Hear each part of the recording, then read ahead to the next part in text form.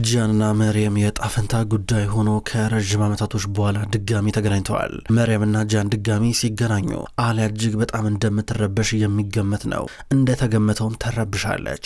ደግሞ በዚህም አጋጣሚ የራሷን አፓርታማ ተከራይታ ጨምሮ ነበር የምኖረው። ይህ ማለት ከትልቁ የአልቦራ ቤት ርቃለች። ጂያን ደግሞ ነገሮች አስገድዶት መርየምን ወደ ትልቁ ቤት አስገብቷታል። አሁን መርየም ጂያን እንዴት ረሳኝ፣ እንዴት እስካሁን ድረስ ሳያገባ ቀርቶ እንዴት ከአሊያ ጋር በዚህ ጉዳይ ይጠመዳል ብላ እያሰበች እንደገና የተኛው ፍቅራቸው እንዲቀሳቀስ እያሰበች ነው። በአንድ በኩል ደግሞ ናሬ እርግዝናው እንዲቋረጥ ተነግሯታል። ነገር ግን ናሬ እርግዝናው እንዲቋረጥ ቢነገራትም ለማንም አልተናገረችም። ተደብቃ መድኃኒት መውሰዷን አላቋረጠችም። አሁንም ተደብቃ እየወሰደች ነው። ቪዳን ደግሞ እዚህ ጋር ከዘሪን ጋር ስልክ ማውራቷ ገና ዘሪን ልጇን እንዳገኘችና ወደ ደሚር ቤት እንደገባች ነግራ ነበር። አሁን እዚህ ጋር ቪዳን ስልኩ ገና ከመዘጋቱ ትወናበዳለች። ናሬም ደግሞ መድኃኒቷን ገና መውሰዷ ነበረ። ብቻ ሁለቱም ሻይንን ለብቻ ይደብቁታል። ብዙ ነገር ሻይን ምንም የሚጠረጥረው ነገር የለም። እዚህ ጋር ቪዳን አንገቷን አቀርቅራለች። እራት ሊበሉ ተቀምጠዋል። እማዬ ምንድነው ችግር አለ እንዴ እያለ ሻይን ይመለከታታል። ከዛ በኋላ እዚህ ጋር ቪዳን እንትና ዘሪን እህት ወደ ትልቁ ቤት ገብታለች እያለችው ነበር። እሱንማ ሰማኝ። እንደገና ደግሞ እነዛ የህፃኗን እናትና አባትም ደሚር ቀጠራቸው እኮ ስራ በማለት ተናገረ። እዚህ ጋር ሻይን ይህን ሰምተሻል አላት። አዎ ያው ዘሪን ልጅቷን ስታጠባን ነበር። እንግዲህ በመጨረሻም ዘሪን ከልጅቷ ጋር ጥሩ ግንኙነት ይኖራታል። ማለት በልጅ እኮ ቀልድ እኮ የለም። ማለት እዚህ ጋር ካያ ብዙ ነገር ሊያስብ ይችላል፣ ሊናድድ ይችላል። ነገር ግን የካያ ብዙ ነገር እንትን ማለት ደግሞ እሷንም ሊያናድዳት ይችላል። ለዛ ይሆናል ዝም የምትለው እያለችው ነበረ። ግን እዚህ ጋር ሻይን ጥያቄ ነበር ነገር ማየ ስለዚህ ጉዳይ ታውቂያለሽ አታውቂም እያላን ነበረ።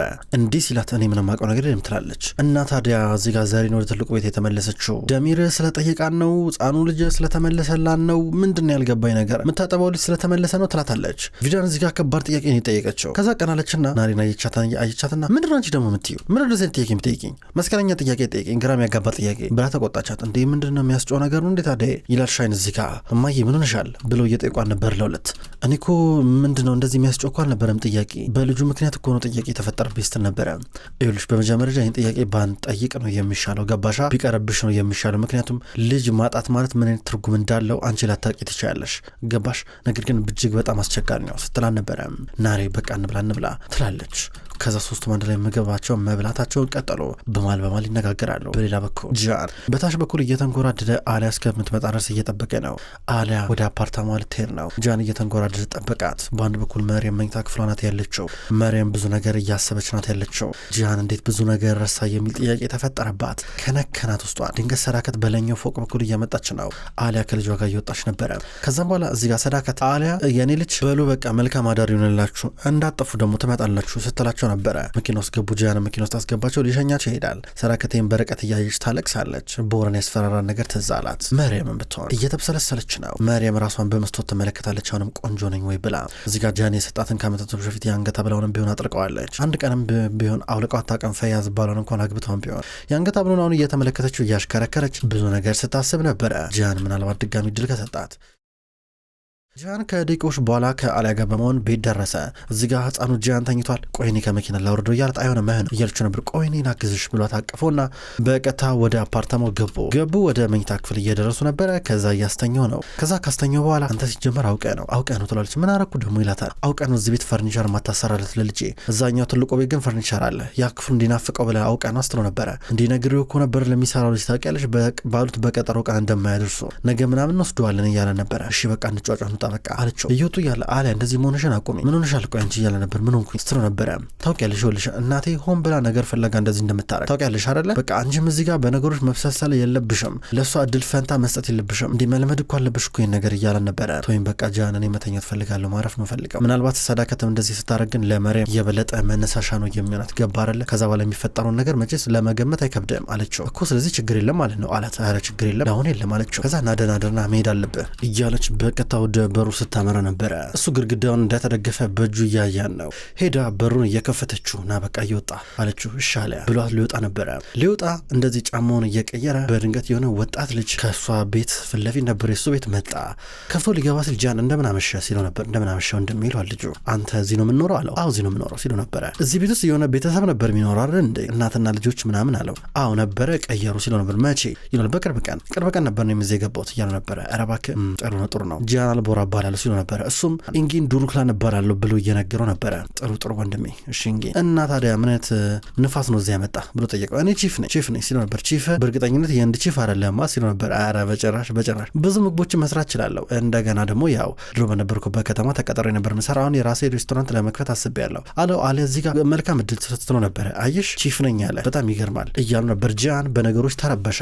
ከዛ ልጅ ወደ ውስጥ ከገባ በኋላ አለ ተው ይቅርብ እኔ እንኳን እንዳንተ አላልኩም ገባ። መሬም አብራ እየኖረች ስትለው ነበረ። መሬም አብራኛ ትኖር ምንም ቢሮ እጅን ሶፋ ላይ የምተኛው እዛ ቤት ሄጄ አላድርም እያላን ነበረ። ማይታሰብ ነገር አታሰብ እያለችው ነበረ። በሩን ዝጊው ቶሎ ብለሽ ቆልፊው ይላታል። እሷም ብትሆን እኮ ስትሄድ ስማ መጀመሪያ ትለዋለች እኮ ቆልፊው እያላት በፉክክር በመጨረሻ በሩን ቆለፈችው። ከዛ እሱም ዞር ብሎ ይሄዳል እየተጠራጠረ። በሌላ በኩል መሪያም ጂያን እስከሚመጣ ድረስ እየጠበቀችው ነው። መሪያም አሊያ እዚህ ቤት እስካልኖረች ድረስ የተሻለ እድል እንደሚኖራት አይነት ስሜት እየተሰማን ነው። ነገር ግን አሁን ጂያን ይመጣል ብላ ብትጠብቅ በፍጹም አይመጣም። ግራ ገባት። ከዛ ወደ ዋናው በርጋ ተጠጋችና ወደ መውጫው ጋር አካባቢ ማፍጠጥ ጀመረች። ድንገት ሰዳከት መጣች። መሪያም ልጅ ጂያን ይመጣል ብለሽ የምትጠብቂ ከሆነ ተስፋ ቁረጪ፣ በጭራሽ እሱ አይመጣም እያለቻን ነበረ። ጂያን አይመጣም ብላ ነገረቻት። መሪያም እዚህ ጋር ተረብሸች። እንደው መጣው እያለቻን ነበር። መሪያም ተረብሻ ወደ መኝታ ክፍሏ ገባች። ተናደደች፣ ተበሳጨች። ከዛ ሰዳከት መጣች።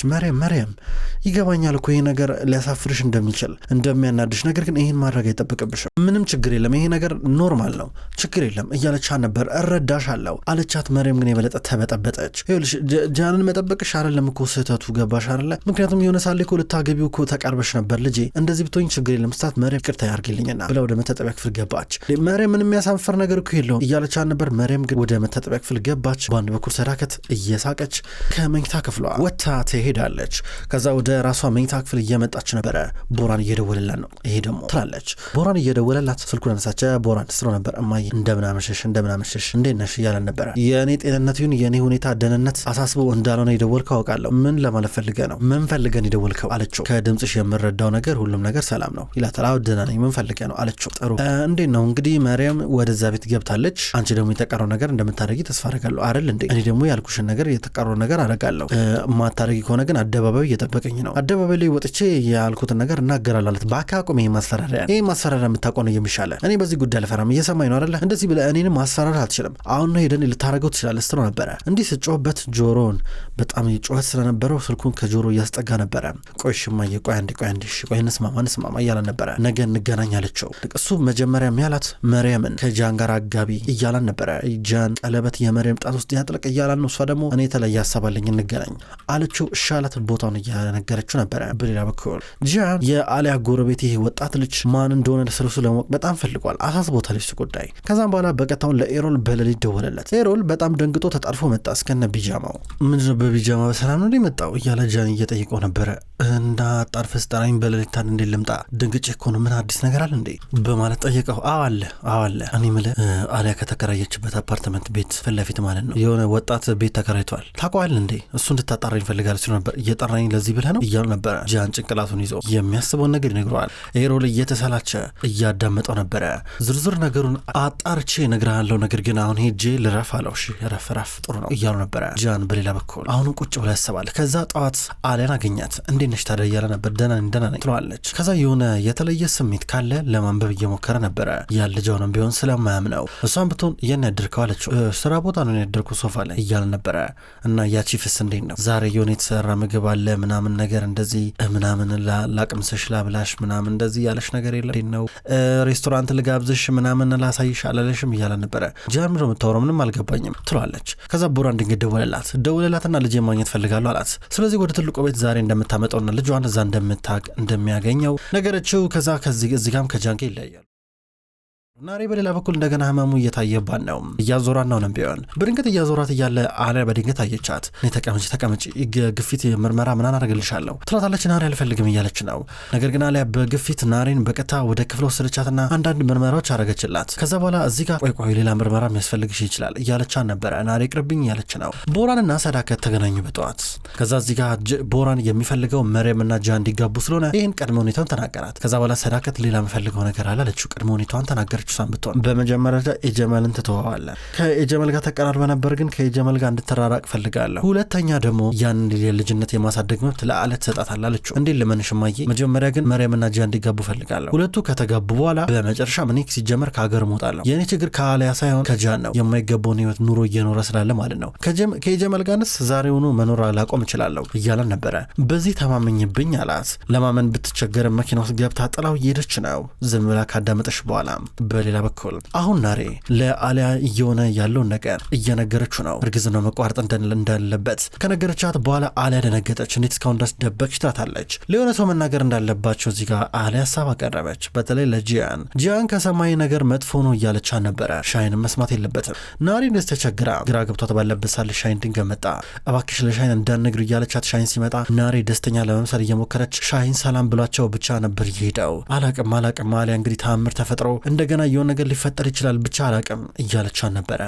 ቦራን በሌላ በኩል ከእናቱ ጋር በተነጋገረው መሰረት አሁን ወደ አባቱ ወደ ኤጀመል ጋር መጥቶ ጠዋት የተሄደ ነው እያለ እዚህ ኤጀመል ስጠይቀው ሰዳከት ላገኛት ሄጄ ነበረ፣ ከዚህ በኋላ እዚህ አልኖርም እያል ነበረ። ከዚህ በኋላ እዚህ አልኖርም ማለት ምን ማለት ነው ይለዋል ኤጀመል። ልጄን ቦራን ጋር ተጠግቻለሁ ብሎ በጭራሽ ወደ ቤተሰቡ እንደማይመለስ ተማምኖ ነበር በራሱ። እንዴ እኔ እኮ ለአንተ ብዬ እኮ ከጂያን ጋር ተጣላው፣ ከቤተሰብ ጋር ተጣላው፣ ቤቴ ተቃጠለ፣ ለአንተ ብዬ ምን ያለንኩ ነገር አለ እና መሀል መንገድ ላይ ጠላይ ልትሄድ ነው እንዴ? ከልጄ ጋርም ተጣላው ከሻይን ጋር ለአንተ ስል እያለው ነበረ። እንግዲህ ምንም ማድረግ አልችልም፣ አንተ ደግሞ እናቴን ከገደል ላይ ገፍትራን ነበረ፣ እኔን ልገለኝ ሞክሮ ነበረ፣ አሁን እኩል ሆንን ማለት ነው እያል ነበረ። አንተ ካዲ እያል ነበረ። በል እንግዲህ እናወራበታለን ከዚህ በኋላ ምንም የምፈልገው ነገር የለም። አንተ ጂያንን ማሸነፍ በጨራሽ አትችልም። ከአንተ ምንም ማግኘው ጥቅም የለም፣ ምንም ጥቅም አላገኘም እያለው ነበረ። በግልጽ ነበረ እዚጋ ቦራን ኤጀመልን እየካደው። ከዚህ በኋላ ከዚህ ጠፋለሁ አልፈልግም፣ መልካም እድል እያሉ ነበር። ቦራን እየሰማ ነው አይደለ? እንደዚህ ብላ መሄድ አትችልም፣ ያን የምትሄዱሽ እያሉ ነበር። ስለኔ ያታስብ የለ እኔ አንተ ስለ ራስ አስብ፣ እኔም ስለ ራስ ያስባለሁ እያሉ ነበር። ማንን ነው እንደዚህ ግን ያመንከው? ማናምነ ነው? ማንን ነው የምታምነው እያሉ ነበር። ምን አገባ እሱ እኮ አንተን አይመለከትም እኮ ብሎት ጥሩት እየተራመደ ነበረ። ቦራን ስማ በጣም ትጎዳለህ እየነገርኩ ነው እያለ ኤጀመል እዚህ ጋር ይጮሃል። ቦራን ራመድ እያለ ከኤጀመል እያራቀ ነበር። ክብረ ቢስ ካድ እያለ እዚህ ጋር ኤጀመል እየተሳደበ ነበረ። ቦራን ጥሎት ይሄዳል። በሌላ በኩል መርየም ቤት ውስጥ ካሉ ሰዎች ጋር በደንብ እየተቀራረበች ነው። አሁን ደግሞ ከነ እሙ ጋር ሆና አብራ እያወራች ድንገት ጂያን መጣ። ጂያን እንዴት አመሸህ ይሉታል። እንዴት አመሸህ ትላለች መርየም እዚህ ጋር። መርየም እንዴት ነሽ ይላታል። ደህና ነኝ አንተ እንዴት ነህ ትላለች። ጥሩ አተኝም እንዲህ እያለ ነበር። ተኛለሁ ትላለች። ከዛ በኋላ እዚህ ጋር ጂያን እየጠበቀ ያለው እነ አሊያን ነው። አሊያ ከልጇ ጋር ትመጣለች። ብዙም አልቆዩም መጡ። ከዛ ተያይዘው ወደ ውስጥ እየገቡ ነበረ። መርየም ወጣ ስትል ጂያንን አየችው። ከነ አሊያ ጋር ሆኖ እያወራ ደበራት። በዋናው ሳሎን በኩል እነ ሰራከተም ነበሩ። ህፃኑ ጂያን እየገባ ሁለቱን ሰላም ይላል። ቦራን መጥቶ ነበረ። ልጁን ሰላም እያለ ነው ያለው። ከዛ በቃ እራት እንብላ ይባባላሉ። መርየም ድንገት መጣች። ስትመጣ ቦራን መርየም እንዴት ነሽ እንኳን ደህና መጣሽ እያለን ነበረ። መርየምን ሰላም አላት። እራት እንብላ እየተባሉ ነበር። ሊበሉ ተቀመጡ። እዚህ ጋር አሊያ እኔ እራት በልቻለሁ አልበላም ብላ ጠረጴዛ ላይ አብራቸው ከመቀመጥ ይልቅ ራቅ ብላ ሶፋ ላይ ተቀምጣለች። ቦራን የሚፈልገው ነገር መፈለግ ነው። ነገር እየፈለገ ነው የሚገኘው። ስለ መርየምና ስለ ጂያን ማውራት ይጀምራል። መርየምን ረሳሹ እንዴ ጂያንን ረሳሁ እንዲህ እያል ነበረ። አሊያን በዚህ ምክንያት ያበሳጫታል፣ ያጨሳታል። ከዛ እንዲህ እያሉ ራት መብላታቸውን ቀጠሉ። ድንገት መርየም ተደወለላት ከባለቤቷ ከፈያዝ። ልታናግረው ወጣች። ምን ፈልገን የደወልኩ አለችው። አንቺን የፈለግኩት መርየም አይገባሽም እንዴ? አንቺን ነው የምፈልገው ሌላ ማንም ፈልግ ያውቃለሁ እያላ ነበር። ይኸውልህ ፈያዝ እኔ ሲጀመር አንተን ለመግደል አስቤ ማላቅም ነበር፣ አንተ ግን አስገድዳኝ ነው እያለችው ነበረ። እፈልግሻለሁ፣ አንቺን ማግኘት ፈልጋለሁ፣ በቃ ከዛ በኋላ ከአንቺ ጋር መኖር ብቻ እንፈልገው ነይልኝ እያላ ነበር። አስፈራራት። ስልኩ የተዘጋ በኋላ መራመድ መቆም ከበዳትና ተቀመጠች። ድንገት ወንዶቹ ወጡና በመጨረሻም እያነሷን ነበር። ይዟት ወደ ውስጥ ገቡ። ድንገት ሰራከት የአንገት ሐብሉን ወድቆ አገኘች። ጂያን ይሰጣታል። ከዛ በኋላ ሰራከት ቀስ ብላ ወደ ውስጥ ትመለሳለች። እዚህ ጋር አሊያ መርየምን ወደ ነበረችበት እንድትመለስ ውሃ እየሰጠቻት ነበረ። ከዛም መርየም እዚህ ጋር ወይኔ ለምንድነው ማይተወኝ ብላ ስታለቅስ ድንገት ሰራከት መጣችና የአንገት ሐብሉን ሰጠቻት። ከዛ ቦራን እንዴ ይሄ የአንገት ሐብል እስካሁን አንቺ ጋር አለ እንዴ? እስካሁን አድርገሽዋል እንዴ እያለ ነበረ። መርየም ደግሞ ስጦታ እንዴ ምን ችግር አለው ስትል ነበረ። እሱማ አዎ ግን መርየም ታስታውሻለሽ ያኔ እያለ ነበረ። ድንገት ታብሌት ይዞ ነበረ። ቪዲዮ ከፈተ። ሲከፍት መርየም ከጂያን ጋር የመጀመሪያ የሰርጓ የነበረበት ጊዜ ያረገችውን ቬሎ ቀሚስ አርጋ ከዛም በኋላ ጂያን እንደምታፈቅረው መቼም ከስቷ ላይታ መኖር እንደማችል ስትናገር ነበረ። አሊያ ጭንቅላቷን ትይዛለች። መርየም ይብሱን እያለቀሰች ነው። ጂያን ደግሞ ቦራን ዝጋው እያለው ነው። ዞር ብሎ አሊያን ሲመለከታት አሊያም ቀና ብላ ጂያን እየተመለከተችው ነበረ። ቦራን ቀስ በቀስ ህመማቸውን እያበዛው ነው የሚገኘው። ክቡራን ተመልካቾች እንኳን ወደ ቅጠል ቲቪ የዩቲዩብ ቻናል በሰላም መጣችሁ። ውድ ተመልካቾች በዛሬው ዕለት አጓጊውን ምርጥ ድራማ ዘውድ ድራማን ተመልክተናል። ክቡራን ተመልካቾች ቅጠል ቲቪ የዩቲዩብ ቻናል ወደ እናንተ ዘውድን ድራማ እንዲሁም መሀል ልብ የተሰኘውን አጓጊ ምርጥ ድራማ ወደ እናንተ ይዞ ይመጣል። ሁለቱንም የምትወዱ ከሁለት አንዱ ምርጫችሁ የምታደርጉ ክቡራን ተመልካቾች ቅጠል ቲቪን እየመጣችሁ ላይክ እያደረጋችሁ አዳዲስ ቪዲዮዎችን በቀን እንድትኮመክሙ ቅጠል ቲቪ የዩቲዩብ ቻናል ይጋብዛል። በቀጣይ በአዳዲስ ቪዲዮ እስከምንገናኝ ድረስ በያላችሁበት መልካም ቆይታ እንዲሆን እመኛለሁ።